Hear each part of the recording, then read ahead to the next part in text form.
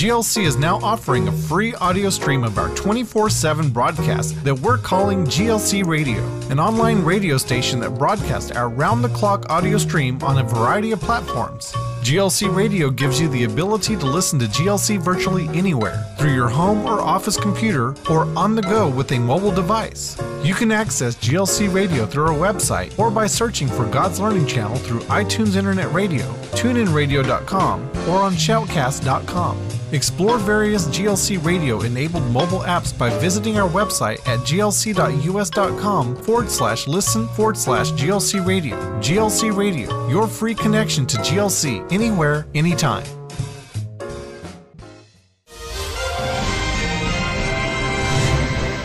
Well, welcome to the Wednesday's update, and we have some very interesting things, I believe. Oh, we do. Lots of great news articles. To get to them. Okay, where are we going to start at? With a praise report. Okay. We're starting with a praise report because, everybody across the nation pretty much went to the polls yesterday because of different propositions were propping up and were being voted on. And so, personally, I am really rejoicing that Proposition 1 down in Houston did not pass. Oh, absolutely. So that would have changed. Thank you, everybody, for going to the polls yesterday and making your voices be heard, because you know what? That's what makes America. Not only our right but it's to let our voices be heard, it is our responsibility. Yes, it is. Very okay, much. so tonight on Light of the Southwest, first hour. No, the first 2 hours. It's only 2 hours, isn't it? Is Duran Kedar and John Anderson. This is from, I think, back in May. And it was the first time that John was ever here. Oh. It was a fabulous program. It was. Tomorrow night we're going to be re-airing a program with Dr. Scott on the holistic approach to walking in health. Aha. So that'll be good. It will. And you, Mr. Cooper, have a letter. Let's go with it. Okay, the letter starts out. Shalom, Al, Tommy, and Amy, and staff. God bless you all for your hard work and very good roundup. Thank you. I appreciate that one. The new Israeli programs look great of the ones that I've seen.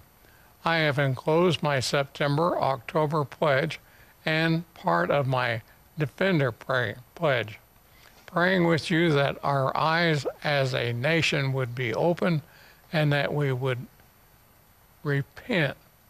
God have mercy. Thank you, David from Abilene, an internet watcher. Wow. Yeah. Yay. Thank you, David. That's a great letter. Well, not only that, his letter is just what you were saying about voting. That's what's happening. God's calling people and they're listening. Okay.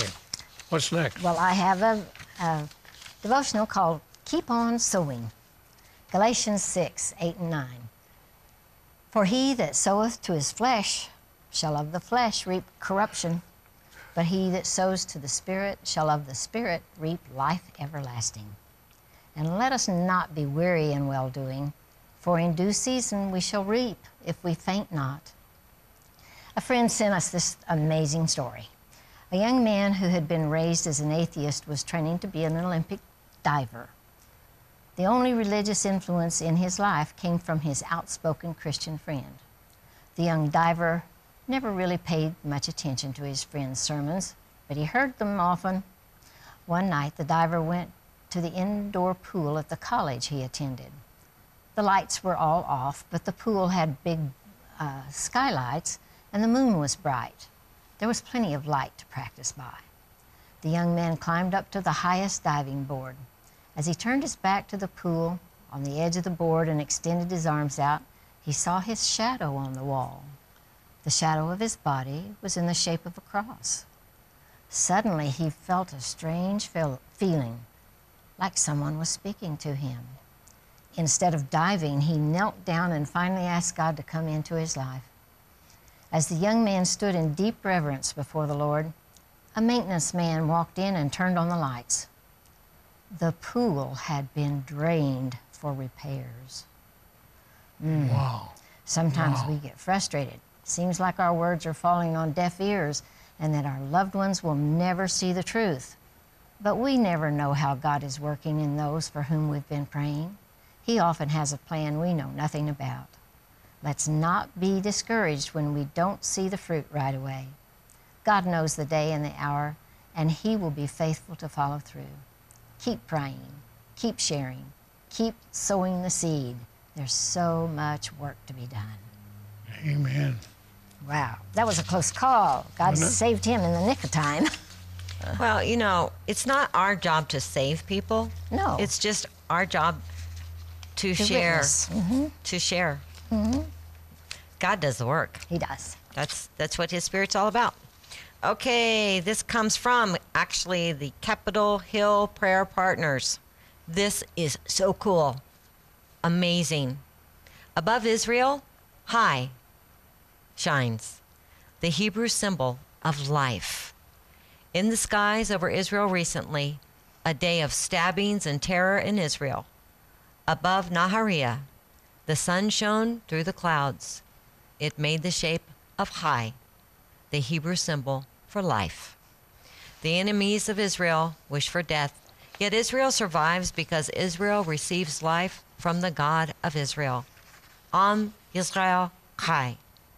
The same words that Prime Minister Netanyahu spoke in Hebrew in his fiery warning to the members of the United Nations General Assembly in New York on Thursday, October 1st, 2015. What a gorgeous picture! Wasn't it? Man, I can't even imagine being in Israel and seeing that. Oh, I know it. It would be awesome. That would be something. It reminds me of something in the Bible that says something about signs in the sky. And this story is from Startup Israel. This is another great story. In what archaeologists are describing as a solution to one of the greatest archaeological riddles in the history of Jerusalem, researchers with the Israel Antiquities Authority announced Tuesday that they have found the remnants of a fortress used by the Seleucid Greek king Antiochus Epiphanes in his siege of Jerusalem in 168 BC. A section of fortification was discovered under the Gavati parking lot in the city of David, south of the old city walls and the Temple Mount. The fortification is believed to have been part of a system of defenses known as the Acra Fortress, built by Antiochus as he sought to quell a Jewish priestly rebellion centered on the temple. Antiochus is remembered in the Jewish tradition as the villain of the Hanukkah holiday, who sought to ban Jewish religious rites, sparking the Maccabean revolt. The Acra fortress was used by his Seleucids to oversee the temple and maintain control over Jerusalem.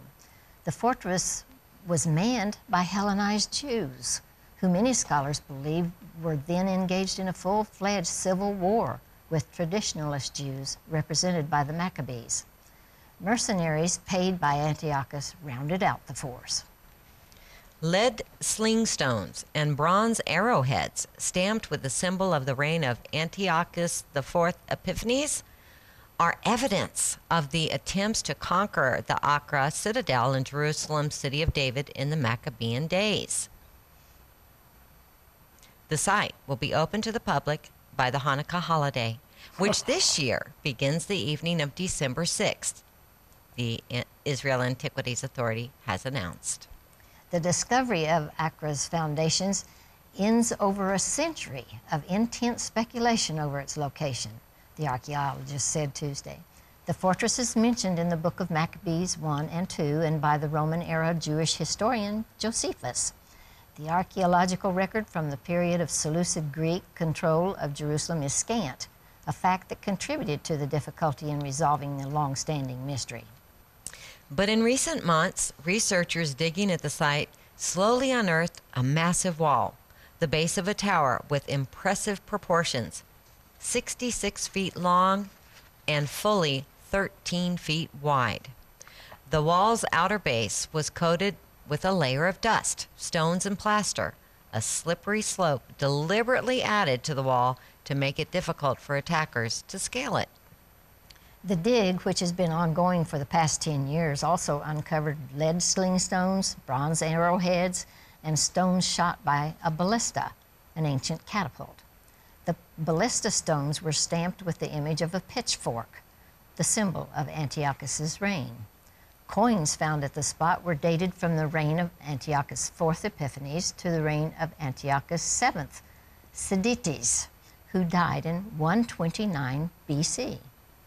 The finds were silent remnants of the battles that took place there in the days of the Hasmoneans, the priestly family that led the Maccabean rebellion, the archaeologist said. The Acra fortress remained a symbolic and strategic foothold of Seleucid power in Jerusalem until it was finally conquered by Simon Maccabeus in 141 BC, after a long siege during which the Hasmonean king essentially starved out the Greek defenders. This sensational discovery allows us for the first time to reconstruct the layout of the settlement and the actual look of the city on the eve of the Hasmonean revolt. The excavations directors, Dr. Doron Ben-Ami, Yana Chekhovenvetz, and Solom Cohen, were quoted as saying, "The new archaeological finds testify to the establishment of a properly fortified stronghold constructed on the high bedrock cliff overlooking the steep slopes of the city of David Hill," they said. This stronghold controlled all means of approach to the temple and cut the temple off from the southern parts of the city. The many coins dated from the reign of Antiochus IV to that of Antiochus VII, and the large number of wine jars that were imported from the Aegean region to Jerusalem and were found at the site bear witness to the citadel's age, as well as to the non-Jewish identity of its inhabitants. That is so cool. Isn't it amazing? Isn't it amazing? After all these years. All of this is coming. Okay, so for light those of you now. that aren't familiar with the story of Hanukkah, all of this stuff that they've just uncovered, this took place on the white page that separates the Old and the New Testament. Yes, it did. The blank page. The blank page. Yeah. Okay, and then from the Jerusalem Post, the Justice Ministry on Monday announced that Israel has been selected to join an elite global task force for combating the financing of terrorism and money laundering. The force's top officials are currently visiting Israel.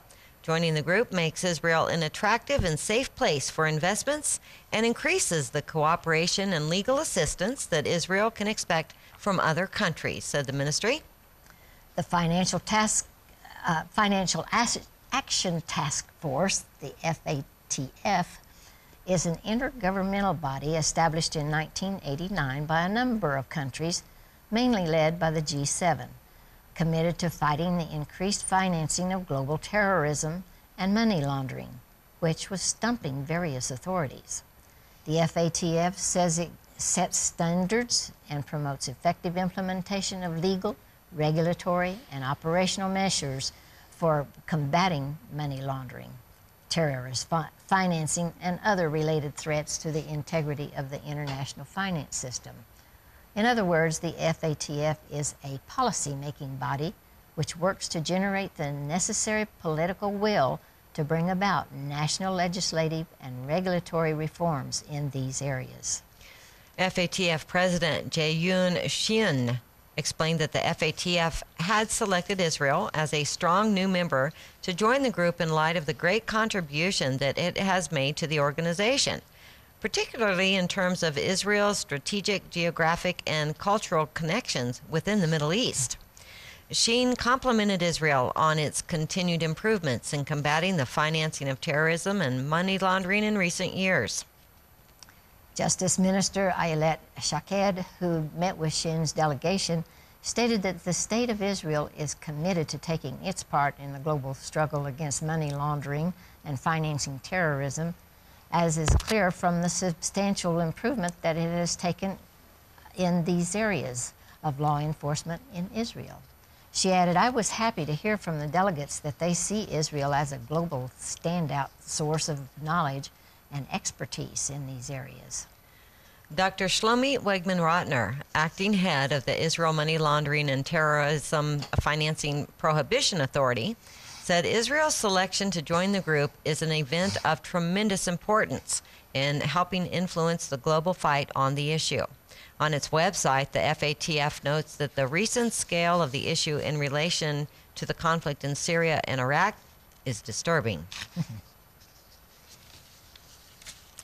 Well, this comes from Breaking Israel News. For the first time since Egypt voted for the creation of the State of Israel in 1948, the Arab state has voted in Israel's favor at the United Nations, this time to support Israel's bid for membership of the UN Committee on the Peaceful Uses of Outer Space Affairs, the COPUOS, long initials. The bid passed, admitting Israel to the committee, which governs the exploration and use of space for peace, security, and development. 117 UN member states voted in Israel's favor. 21 countries abstained, including many Arab states, and only one country, Namibia, voted against. Qatar, Iraq, Tunisia, Syria, Morocco, Saudi Arabia, Yemen, Kuwait, and Algeria were among the Arab nations who abstained from the vote, despite the fact that some of them benefited by its passing. In a statement, the Israeli mission to the UN said, "The vote today proves that there are some countries who find it more important to bash Israel than to contribute to the international community, like Qatar, who abstained on the vote, even though it was a vote on its own acceptance to the committee." Spokesman for the Egyptian Ministry of Foreign Affairs, Ahmed Abdou Zayed, refused to comment on Egypt's position previous to the vote, but afterwards he faced harsh criticism from within Egypt. In response, he asserted that it was necessary for Egypt to vote for Israel in order to secure admittance to the committee for a number of Arab nations. Within Egypt, politicians and activists severely criticized Egyptian military president Abdul Fattah al-Sisi. Egypt and Israel have been officially at peace since the two countries signed a peace treaty in 1979. In September, President al-Sisi said that more Arab countries should join the treaty and benefit from peace with Israel. Good for you, al-Sisi. They would be very smart to do that. Well, this is an article from Fox News. Violence against Christians is on the rise in Pakistan, where a disturbing trend of attacks by Islamic fanatics has made life inside the U.S. ally hell for religious minorities. The 97% Muslim nation that straddles the Middle East and Asia is one of the most dangerous places in the world for Christians, according to an annual report published last month by the State Department, following calls by the U.S. Center for International Religious Freedom to include the country in its list of countries of particular concern. Pakistan is on record as having one of the world's worst and most widely abused blasphemy laws, which has resulted in abuse of the law through false accusations that prosper under a system of impunity. Tiffany Behrens, International Legal Director of the American Center for Law and Justice, told FoxNews.com.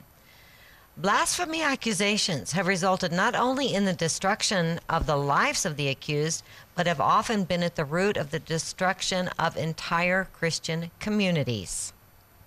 The State Department's October 14th International Religious Freedom, the IRF report, submitted to Congress said that in 2014, government policies in Pakistan, quote, did not afford equal protection to members of majority and minority religious groups due to discriminatory legislation.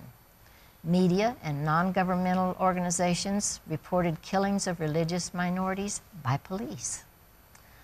Our foreign policy toward Pakistan has failed in the most basic form, and that is to utilize the leverage of aid to ensure protection for the persecuted minorities.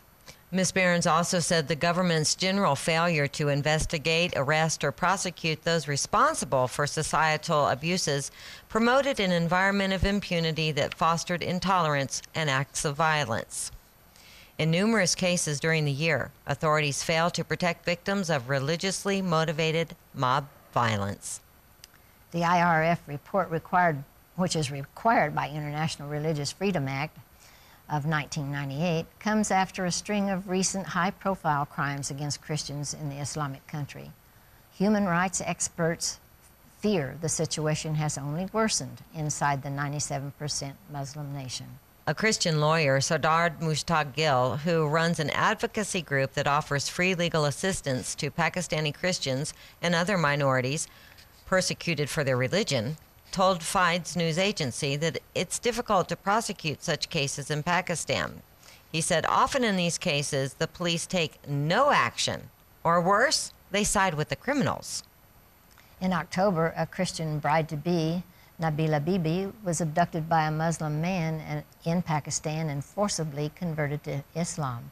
In May, a mob of Muslims burned Christian homes and a church and threatened to kill people after a mentally ill man was accused of burning pages of the Quran in one Pakistani town.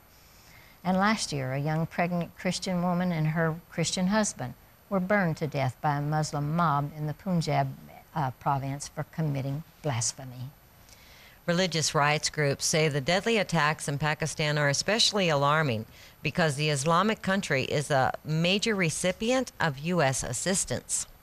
As a country that receives considerable aid from the U.S., blame for the continued failure to protect religious minorities in Pakistan lies both on the Pakistani government and the U.S. government, Barron said.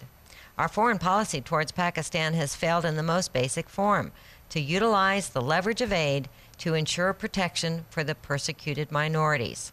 As the world faces the largest refugee migration in history, many of those who flee from religious persecution, the United States would be wise to pressure Pakistan and other governments through conditional benchmarks in our aid packages.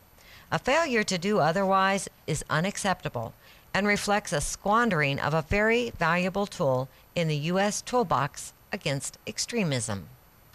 The U.S. Center for International Religious Freedom released its annual report and recommended that Burma, China, Eritrea, Iran, North Korea, Saudi Arabia, Sudan, Turkmenistan, and Uzbekistan be redesignated as countries of particular concern, and also call for 8 additional designations: Central African Republic, Egypt, Iraq, Nigeria, Pakistan, Syria, Tajikistan, and Vietnam. The center said it was pleased that the State Department included Pakistan in its most recent IRF report detailing religious persecution. The IRF report is a comprehensive resource documenting religious freedom violations in almost 200 countries and territories and highlighting some of the thousands of prisoners of conscience who languish unjustly in prisons around the world solely because of their religious belief, the center's chairman, Robert P. George, said following the release of the State Department's report. We commend the State Department, particularly the Office of International Religious Freedom, led by Ambassador-at-Large David Saperstein, for the significant effort that went into compiling the countries of particular concern. The center urges the State Department to continue the current 9 CPC designations, Mr. George continued. We also urge the State Department to further expand its CPC list to reflect the severe violations occurring in other countries, such as Pakistan, which the center has called the worst situation in the world for religious freedom for countries not currently designated by the U.S. government as CPCs. Yeah, I didn't send you a story. Maybe we'll do it on Friday, maybe not. But, oh, my gosh, some atrocities that hit the newswire last night. And it was Al-Qaeda. It's not the Islamic State. It's Al-Qaeda. And it put me in remembrance of what we were talking about on Monday, the steps of how the progressively brutal violence. You know, no, go ahead and kill him. It doesn't matter if the kid dies. Right. You know, and that was step 2. So anyway, okay, this next one comes from Reuters. Mahmoud Bakir speaks with despair about the night of the flash flood, when he screamed at his wife and 5 children to flee their home on Gaza's border with Egypt as the water rushed in. They made it to safety during the flooding last week, but a network of Palestinian tunnels running under the frontier town of Rafah is now waterlogged, destroyed by Cairo to sever what it says is a weapons smuggling route out of Gaza for Islamic insurgents in Egypt's Sinai Desert. For Bakir, 61, the fact that Egypt, once a gateway to the world for Gaza's 1.8 million Palestinians, was behind his family's suffering was particularly painful. We respect our neighbors. We love Egypt. But our neighbors are making our life harder, he said in his one-story unfinished cinder block house, around which water seeps and cracks in the ground are growing wider. Egypt's pumping of salt water from the nearby Mediterranean into the tunnels is not only creating a mess as it rises to the surface. Palestinian officials say it's also contaminating water supplies, as well as threatening to wreck farmland and spread disease. Local residents say that at the peak of the tunnel business, after Hamas Islamists seized the Gaza Strip in 2007 and Israel tightened the closure of its crossings into the enclave, nearly 2,500 underground passages snaked under the border with Egypt. The direction of the traffic was mainly into Gaza. Commercial goods and weapons smuggled in separate tunnels controlled by Hamas and other militant factions flowed in defiance of what Palestinians and many of their supporters decried as neighboring Israel's siege. In 2008 to 10, some tunnel owners were said to have become dollar millionaires as they shifted everything from Hummer vehicles and washing machines to cows and sheep through the underground system. Hamas imposed a tax on shipments. At one point, an estimated 22,000 Palestinians worked in the tunnel industry. However, it shrank markedly in 2010 after Israel, under international pressure to ease restrictions on commercial imports into Gaza, allowed more goods in through its overland crossing. Then, this September, battling an insurgency in northern Sinai, Egypt decided to shut down the tunnels once and for all. Determined to halt what it said was an arms flow in the opposite direction from Gaza to the militants, it cleared the area on its side of the border and began pumping water into the underground maze, collapsing the land. Tunnel builders said Egypt has pumped in water several times since September, and that over the course of a few weeks had done more damage to the network, which once accounted for an estimated 30% of Gaza's imports, than Israeli bombing had caused over the past 2 decades. Now, the diggers said, fewer than 20 tunnels remain for commercial goods, with easy-to-smuggle cigarettes the main contraband. No one can or will say how many weapons tunnels remain, a secret that's guarded by Hamas and other armed groups, which last fought a war with Israel in 2014. What is left is an environmental mess. Residents and local officials said, with the seawater polluting underground drinking reserves. The overflow has reached streets and homes with 100 meters of the border fence. Vast puddles and mud are everywhere. 1 cubic meter of seawater pollutes 40 cubic meters of underground water, said Tamer al-Sleibi, Water Department Director in the Palestinian Environment Quality Authority in Gaza, who is concerned about long-term environmental damage. That's good. That's one way to stop it. Well, you know, this is interesting. This is really interesting. Here we have Egypt, who has been at peace with Israel, who knows that the Palestinians in Gaza are doing really bad things. And so they're doing their part to put a stop to it. We love you so much. Keep praying for the peace of Jerusalem. We'll see you on Friday. Amen.